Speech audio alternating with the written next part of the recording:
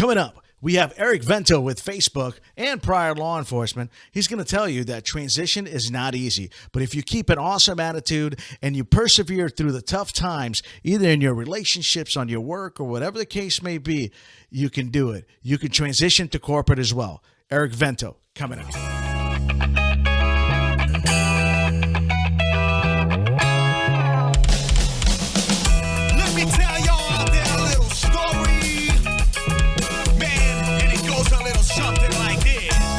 Ladies and gentlemen, boys and girls and children of all ages, I am excited to be here with you today. I have big-time Eric Vento with us from Facebook, prior law enforcement. This guy's got a career. You're not going to believe it, but he made the transition. He made the transition right into the corporate security world, and now he is doing his thing, as we used to say back in Florida. He's really, man, I'm excited. I'm excited to have you here, brother. Thank you. Thank you very much for your time and everything else. How's your day going, man? Yeah, it's going great. Beautiful weather down here, and just enjoying, working remotely for the first time in my life and spending time with the family and making those memories, brother. It's going great. Down here, man, you lucky, Texas. You get to live in Texas. I know, man. How cool are you, brother? Hey, not just Texas, but Austin, man. Let's keep it weird, Oh, man, it's like it's Texas, but mini California, I think. Is it right? That's right. Yeah, man, pretty much. Look at you living the life, man. Living the life. Hey, man, the only thing we don't have here is the high cost of living, so it's perfect. Oh, man, I'm out here in Silicon Valley, man. You can have that. I'll hand that to you, man, any day. But no, I'm super excited to have you, and it's really weird because we work for the same company, and it's kind of fun to see new folks coming in. And you got a real cool story, man, because I follow you, man. I'm a big fan of yours. And I mean, you did it exactly what you just said. In a time of a pandemic, you got the gig, you made it happen. So I'm really excited about some of the insights you could give to the awesome folks that are right now thinking about transitioning from the military, law enforcement, emergency services, and the federal career. So if there is one human being that can talk about those things, it's you, man. But let's start this thing right. Tell us a little bit about yourself. Yeah, sure. So, hey, good morning, everyone. Good afternoon. Good evening. My name is Eric Vento, and I have 10 years in law enforcement at the local, state, and federal level, primarily with the Houston Police Department. And I have approximately 4 years in corporate security between Facebook, like Carlos mentioned, Dell Technologies, and Capital One. I'm married. My daughter just celebrated her 1-year-old birthday. And I am blessed. Oh, man, look at you. Hey, my kid also just turned 1 in November. Oh, that's awesome. Congrats. I know, man. Hey, huge career. So, folks, you can see it right now. I mean, this guy, there is a pathway from law enforcement into the corporate world. You can do it successfully, and you can make things happen like Eric has. But again, incredible human being. Now I get the pleasure of working closely with him. So I'm really pumped, man. I'm really pumped about this stuff. Now, hey, so there's all these processes of people kind of coming in from the law enforcement world and into the corporate world. And I know it was a while back that you kind of moved into the corporate world, but the biggest questions I ask is what's the major differences? What happens? What is it like? You show up on your first day to the corporate world and you start making notes of like, that's not how it used to go, or what did you just say? Stuff like that. Why don't you share with the folks a little bit some of your thoughts behind that and how it happened to you? Yeah, definitely. I appreciate that. So I really put them in two separate boxes: people who were prepared for the transition and people who were not prepared.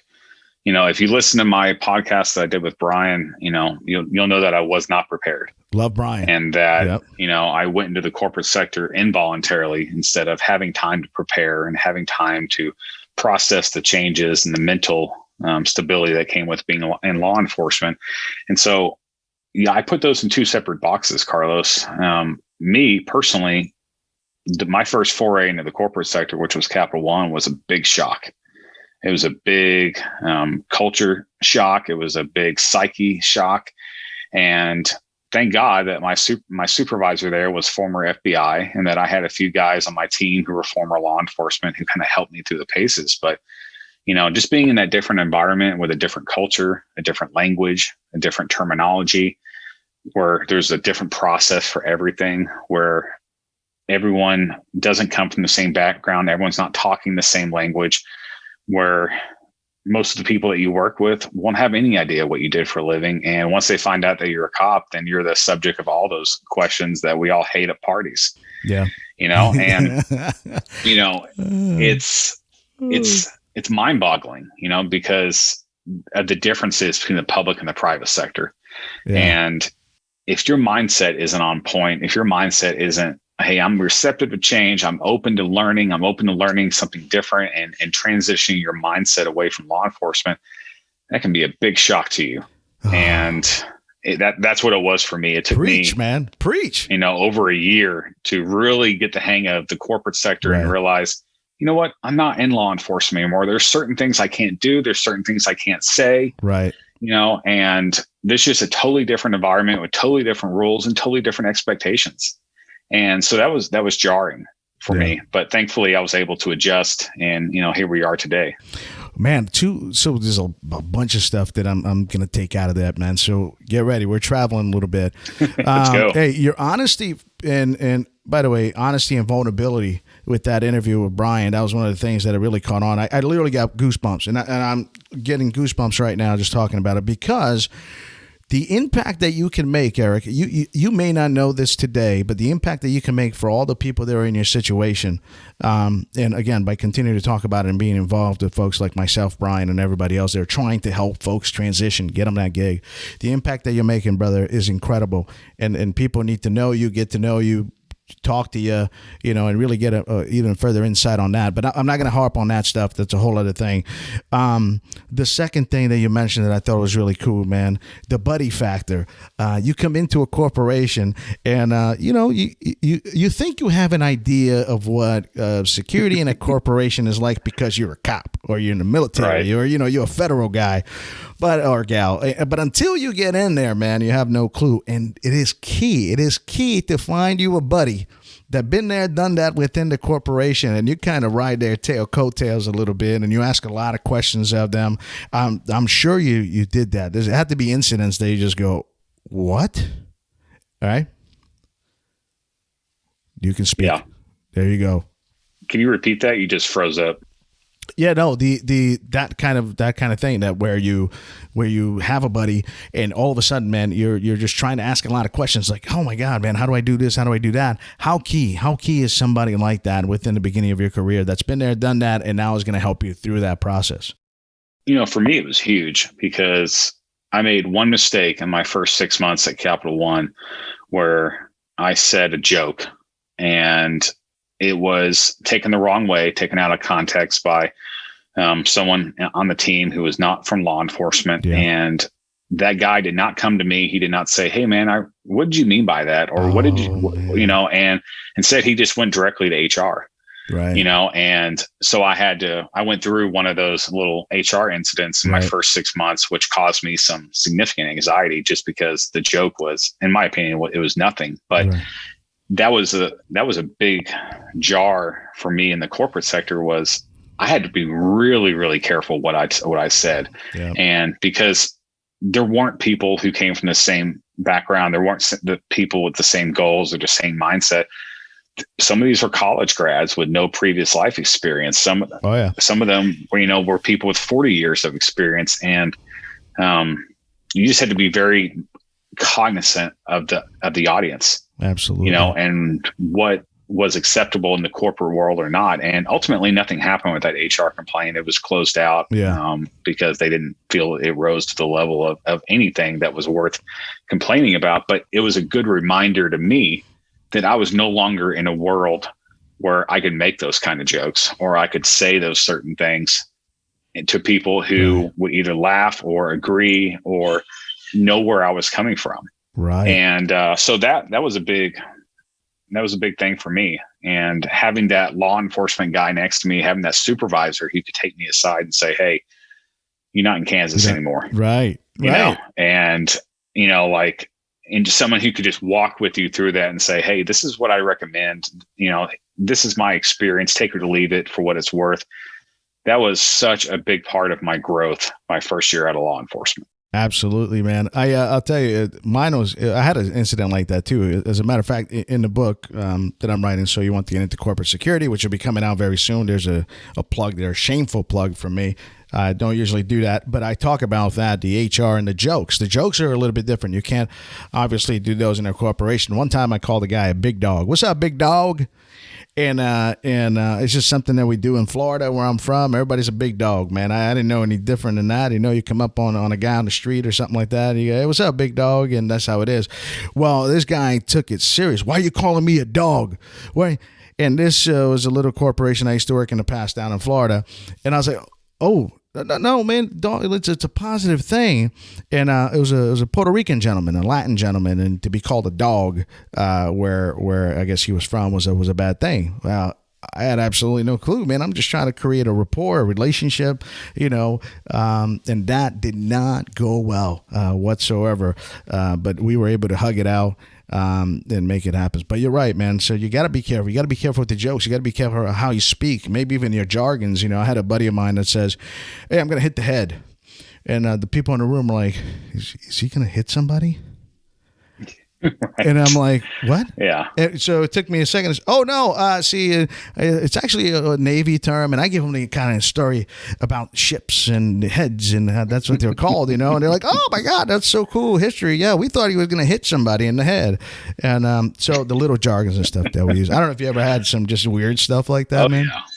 I mean, we all, depending on what part of the country and you're from or what agency you worked for, whether it was rural or small town or big town, you're all going to have your different terminology and jargons and stuff like that. And it's just important to remember that going into the corporate world, it's better to not speak and listen more than the other way around. Yeah. Gauge the environment of where you are, hear how other people are talking, especially senior leadership, et cetera.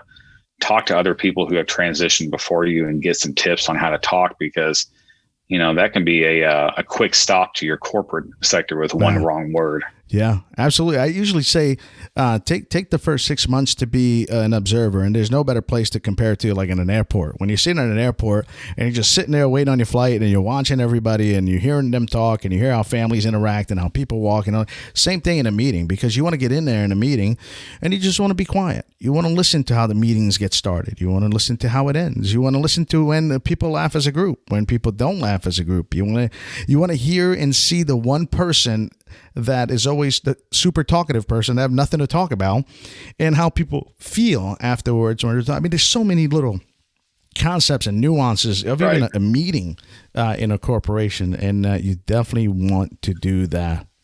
Yeah, and a lot of corporate organizations, they don't like hiring law enforcement or previous law enforcement because of that risk. Right. And so people just need to understand when they're offered that job, when an organization takes a chance on them, whether you're prior military or prior law enforcement, you need to honor that. Right. And you need to spend that time listening and observing and gauging the environment, what you find yourself in.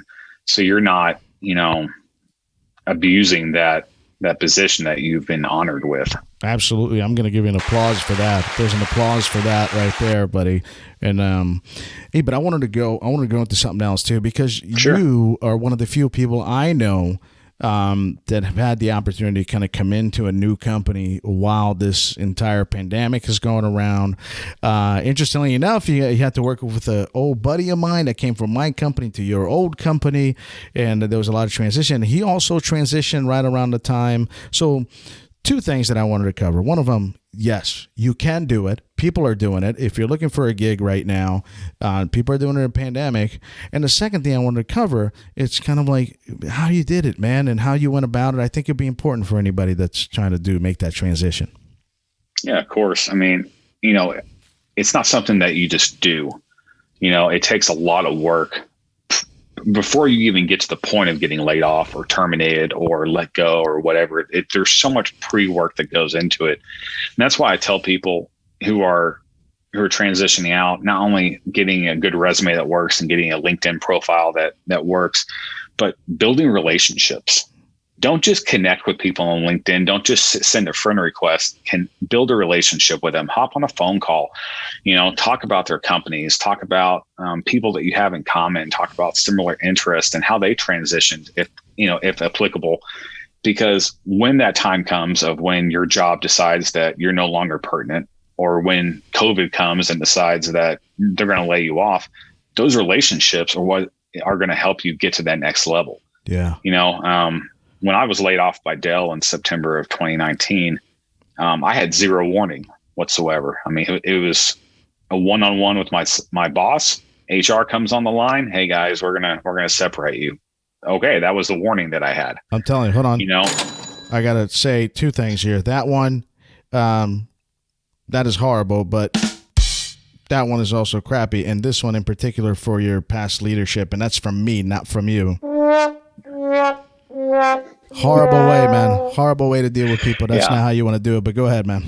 But, that's life, and that's life in the corporate world, and there is no unions. There are no unions. Right. Everything's at will. And as much as you think that you're a contributor and that you're contributing a lot of important stuff, eventually it comes down to dollars and cents and what kind of risk tolerance the company wants to maintain. And if you're no longer part of that, then you're going to be on your way out the door in no short order. And that's where I found myself along with 4,000 other people. So the day I found out I was getting laid off, I immediately put a post on LinkedIn saying, hey guys, I just received word that I'm getting laid off. I'd be happy to, see any roles that you have available. Here's what I'm looking for: location, possible salary, whether I'm willing to relocate or not, what job level of a role I'm looking at, whether it's an individual contributor, a people manager, et cetera. So your network has some idea of what to look for, because there are jobs being posted all the time, whether they're posted on Indeed or LinkedIn, or they're not posted at all and they're just shoved out on LinkedIn through various groups or whatever. Right. So, over the course of a couple months, I interviewed probably at 25 different places and went through a lot of different processes. But the job that landed me at Facebook, I didn't apply for it all. Right. I had a guy at Amazon who had my resume, and he forwarded it to someone at Facebook, and that set up a phone call to discuss a potential role. And the next day I had a verbal job offer. Yeah. So from conversation to job offer was 2 days, so, and that was purely the power of LinkedIn. That was the power of networking, the power of building relationships and maintaining those relationships, whether you have a job or not.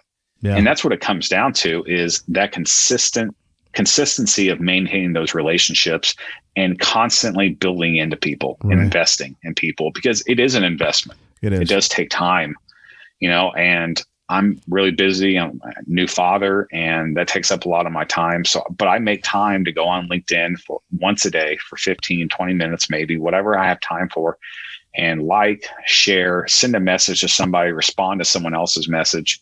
And, since Brian's podcast, I've probably had over 100 calls. Yeah, absolutely. If not, 300 messages on LinkedIn from people who are in same or similar situations who wanted to talk. And so I've had to make time for that as well. And, that is the power of sharing your story in a public facing forum, but also building those relationships. Yep. Because once it goes out on these social media platforms like YouTube or LinkedIn, it reaches so many different people that you would have had otherwise no contact with. Right. It's a force multiplier. And that's what I'm most excited about with these podcasts is I'm no one special. I've had a lot of trauma, with my transition, but I've also had a lot of successes as well. And my experience is not unique. Right. It's unique to me, but it's not unique to everyone. Everyone's going to have a different experience. Everyone's going to have a different transition. But some of the key tangibles that equate success in the transition is the power of networking. Right. Getting a corporate resume, building a LinkedIn profile, establishing yourself online, and making sure it's a professional look and not a Facebook look, if you get my drift. Absolutely. And there's so many topics that we could go into, but I'll just say that the power of people is why I have the role at Facebook right now. Two things, man. Two things that I got out of that. You're right. Look, money is everything in these corporations. When you come out of these corporations, you're not getting paid by people's tax money or whatever funding that the government gave about, to add extra police officers or the military or whatever the case may be.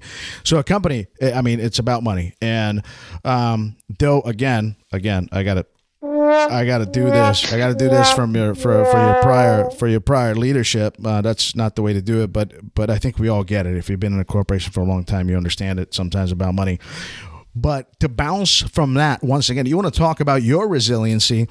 Not only the law enforcement stuff from Brian's interview, and we talked a little bit in the beginning, but bounce back from that and to come back to the relationships that you cultivated, man, that you worked extremely hard for, and you got to put money into that friendship coin, man. I mean that friendship, basket. Because if you're not doing those things when the time comes where you need the folks, you're not going to have the folks stand behind you to help you get to the next level, the next gig, or whatever the case may be. And you did that. You reaching out to folks, just being able to put on LinkedIn, hey guys, look, this happened. And by the way, it's kind of bold for you to put this kind of money I'm looking for too, but I love it. You know why I love it? Because we all have said in an interview, and we're trying to figure out, man, how much these folks are going to be paying me, and should I ask the question, or are they going to be able to pay me this much? And we don't do it, and then what happens? We go through the entire process, and then we find out that the job is like a lot of less $1,000 that we were looking for, and so on and so forth, man. So I got to give it to you, man. Not only your resiliency in a lot of world, I'm just gonna call it ballsy. You got it. That's why, man. I'm really excited. I'm really excited to work with you, man, and have you on my team, and to have you here with me in the podcast today. So you're making a lot of changes, man. You're making a lot of. I appreciate that. Yeah, I like to take the guesswork out of things. Yeah, because I've already failed if I'm receiving all these messages about, okay, where are you looking for? How much money are you looking for? What's your sweet spot? Like, I like to give everyone all the information, because I not only have people in my network who I worked with and who I would like to work with, but I also have recruiters and hiring managers looking. Right. And if they say, hey, I don't know if I can afford this guy, but he has a good resume, that's fine. I'll start that process all day long. But if they say, hey, he has a good resume, but he also fits all the other qualifiers that we're looking for, I'm already way ahead of the game. Man, and obviously that is ballsy. Not a lot of people want to put that kind of information on LinkedIn, but when you know what you want and you know what you're worth, and you know what you're willing to, what your minimum is and what you're willing to go with, then it's really not that big of a deal. It's just, again, being honest and transparent about what you're looking for. Eric, I think you're like a brother from another mother, man. Because my mom one time told me, if you know what you're worth, go get what you're worth, and don't sit around and wait on people to do the job for you. And then the other point of that I wanted to make is that you didn't wait. You didn't wait. You actioned it. You had something to do. I'm Catholic, not totally. I don't talk about religion in this thing, but some people sit around and think that faith alone will get them where they need to be. Yeah, that can help you, but you better get up off your butt and do some things. And for the folks today that are having a tough time, transition from the military, law enforcement, emergency services, or any of the federal careers, that you're just not getting the job, you don't give up. Don't give up. Eric just said that he did 25 interviews. I'll tell you, when I wanted to get out of a certain company that I was with, that shall remain nameless, I must have thrown out 100 resumes. I mean, it was like an everyday, it was work. It was like a part-time gig. And I interviewed a whole bunch, and I wasn't perfect either. But what I learned a lot from those interview processes. I learned a lot from YouTube. I was going on YouTube, top questions that they're going to ask in an interview. And I think you probably learned a lot of stuff too, Matt, from sitting and going through all those interviews, right? Yeah, I tell people all the time, and I see it hashtagged on LinkedIn all the time now too, but job searching is a full-time job. Yeah. And doing it right, especially during a global pandemic, takes a lot of effort. Like, it's not enough to just do a resume and send it off cold anymore. You have to get a referral. You have to know someone at the company who can give you a leg up to separate you from the rest of the pack. Having your tailoring your resume to fit each and every job description. Yes. I see so many people, even after they get advice and just sending out these general resumes, and they get rejected almost an hour and a half after they hit the submit button, right? Because the algorithm kicked them right out. I tell people all the time, resume, LinkedIn profile, referrals. Referrals are the number one way to get into a company right now. And, if you're, that's the whole, that's one of the main purposes of building these relationships is, if not them, then maybe it's a friend of a friend that we can utilize to get our name out there.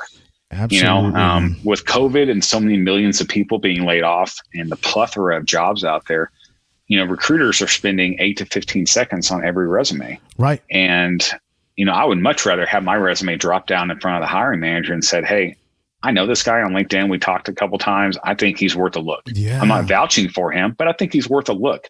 I'd rather have that all day long than just mindlessly sending my application off and hoping that it gets reviewed by a human. The hope factor. So, the hope factor. I know. Listen, you're right, man. And interestingly enough, I talk about a concept that's called, everybody says you need a resume to get through the door, right? Your resume gets you through the door.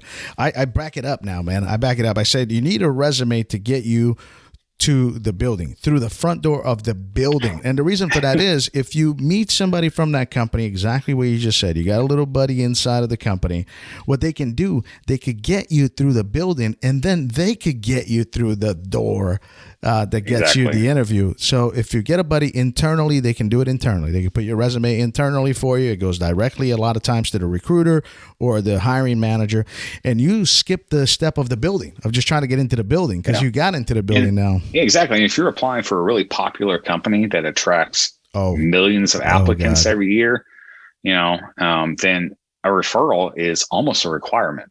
Yeah.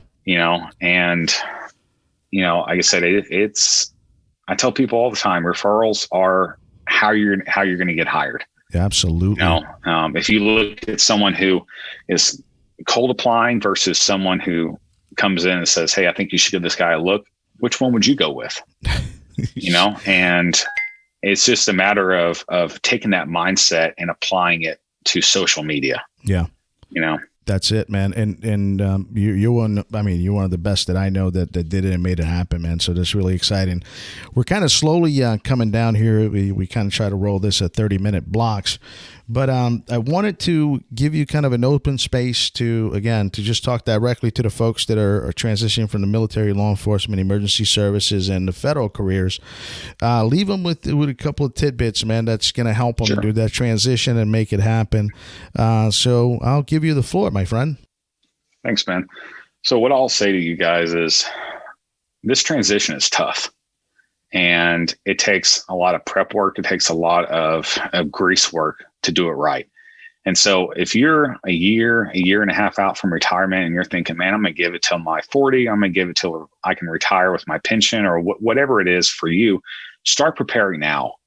Start hopping on phone calls with people who have gone before you. Start getting your resume redone, your LinkedIn profile set up. Start these steps now and start networking like crazy so you can transition relatively seamlessly, depending on whether you want to take a break or not. But if you're at that point now where you were terminated or you're a month out from retiring and you don't know how to transition, reach out.